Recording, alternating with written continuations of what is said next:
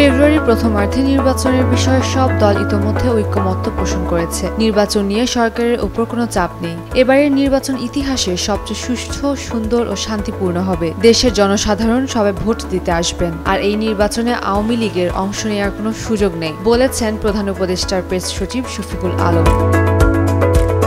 গতকাল শুক্রবার সকাল 10টায় মাগুরা শহরে ঢাকা রোড নবগঙ্গা ব্রিজ সব মশার বিরুদ্ধে সুরক্ষা দিতে এলো বসুন্ধরা এক্সট্রিম অ্যারোসল। মশার বিরুদ্ধে এক্সট্রিম সুরক্ষা। সংলগ্ন পানি উন্নয়ন বোর্ডের বাঁধে নির্মিত জুলাই শহীদ স্মৃতি স্তম্ভে শহীদদের স্মরণে পুষ্পস্তবক অর্পণকালে প্রেস সচিব এসব কথা বলেন।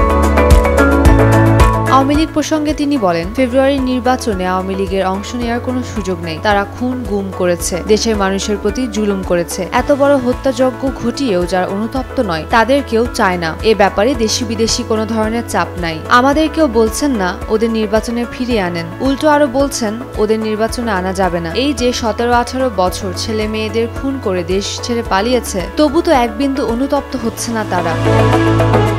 প্রেস সচিব আরো বলেন, জুলাই সনদে সবাই ঐকমত্য পোষণ করেছে, তবে যে কয়েকটি দল এখনো স্বাক্ষর করেনি তাদের সম্মতি রয়েছে। জাতীয় ঐকমত্য কমিটির সিদ্ধান্ত মোতাবেক গণভোট জাতীয় নির্বাচনের আগে বা পরে হতে পারে। উম্মের উম্মান ক্রান্তি, ডেইলি সান।